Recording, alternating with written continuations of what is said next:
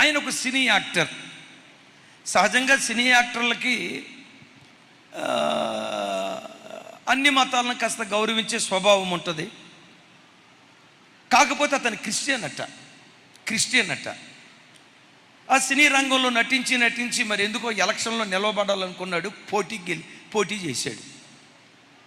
పోటీకి ముందు ఆయన పేరు విజయ్ అని మాత్రమే జనాలకు తెలుసు. కొంతమంది మతోన్మాదులు ఏం చేశారో తెలుసా? అతని పేరు విజయ్ కాదు. మీకు తెలియని రాజకీయాలా? అతని పేరు విజయ్ కాదు, అతని పేరు జోసెఫ్ విజయ్. ఓ తమిళ రాష్ట్రంలో ఉన్న ప్రజలారా, తమిళియన్స్, హైందవ సహోదరులారా, మహమ్మదీయ సహోదరులారా, అతడు విజయ్ కాదు, అతని పేరు జోసెఫ్ విజయ్. మీరు అతను గనక ఓటేశారా అని కొంతమంది మతోన్మాదపు వ్యక్తులు అతని జోసెఫ్ అనే పేరు బయటకు తీసుకొచ్చి అతడు జోసెఫ్ అతనికి పొరపాటును ఓటేయొద్దు అన్నారు, అతన్ని గెలిపించొద్దు అన్నారు. దేవుడు ఒకరిని గెలిపించాలనుకుంటే ఓడగొట్టడానికి మనుషులు ఎవరు? దేవుడు తలుపులు తెరిస్తే ఎవడు మూయగలడు? దేవుడు కార్యాలు చేస్తే ఎవడు తిప్పగలడు? దేవుడు తెలిచిన తలుపులను ప్రపంచంలో ఎవ్వడు మొయ్యలేడు. ఆయన ఎంత మొండోడో తెలుసా? ఆ ప్రచారానికి వెళ్ళినప్పుడు I'm not only Vijay, I'm Joseph Vijay. I'm not only Vijay అనండి. I'm not only Vijay, I'm Joseph Vijay. పదే ఆ జోసెఫ్ అనటాన్ని బట్టి ఆ జోసెఫ్ జీవితంలో ఏ కార్యం చేశాడో ఈ జోసెఫ్ విషయంలో కూడా దేవుడు ఆ కార్యం చేశాడు.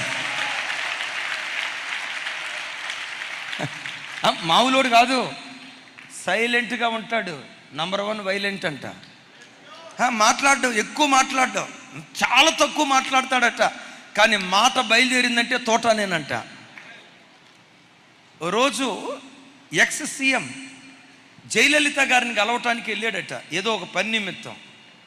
4 గంటలు బయటే కూర్చోబెట్టి, మరి కారణం మనకు తెలీదు, లోపలికి రావటానికి పర్మిషన్ ఇవ్వలేదట. అక్కడే ఒక మాట దేవుని కోరుకున్నాడట, ఈరోజు సినీ యాక్టర్గా ఉన్న రాగల దినాల్లో ఈ తమిళనాడు రాష్ట్రానికి నేను సీఎంను కావాలా? మీరు కూడా అనుకోండిరా. ఏమనుకుంటారు? అరే పెద్దగా చెప్పండి.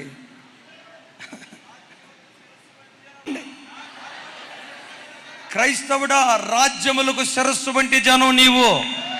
ఏ రంగంలో ఉన్నా నువ్వు పైవాడిగానే ఉంటావు, నువ్వు తలగానే ఉంటావు. ఆయన నామ మహిమ కొరకు దేవుడు నిలవబెడతాడు. హల్లెలూయా.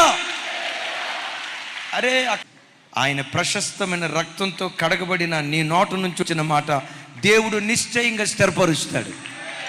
ఏ రోజుకైనా తమిళనాడు రాష్ట్రానికి నేను ముఖ్యమంత్రిని అవుతా, ఏ రోజుకైనా అవుతా అని అన్నాడు. దేవుని దగ్గర ప్రార్థన చేసుకున్నాడు. ఏం చేశాడు మనకు తెలియదు. కాలచక్రం మీరు ఎప్పుడైనా చూడండి. ఈరోజు పెంట కుప్పల మీద పడిపోయినోడు ఏనాటికైనా సింహాసనం మీద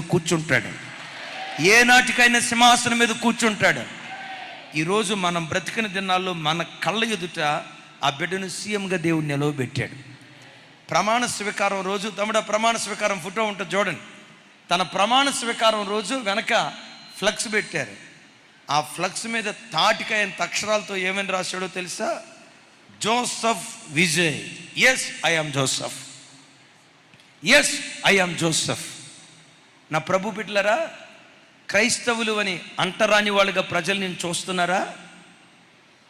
హేళన చేస్తున్నారా? కించపరుస్తూ మాట్లాడుతున్నారా? తృణీకరిస్తూ మాట్లాడుతున్నారా? హేయులుగా ఐగుప్తీయులు హెబ్రీలు నించిన దినాల్లోనే ఆ హేయుణ్ణే ఉన్నత స్థితికి దేవుడు తీసుకెళ్ళాడే.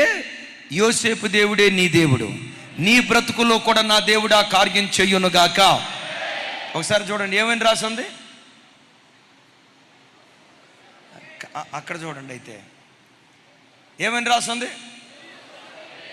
మీరు కూడా మీ పేరు రాసుకొని కింద ఏదో ఒకటి రాసుకోండి. సీఎం అని రాసుకోకండి అమ్మా. రేవంత్ రెడ్డి గారి కుర్చీ ఏం కావాలా? సరే రాసుకుంటే రాసుకోండి.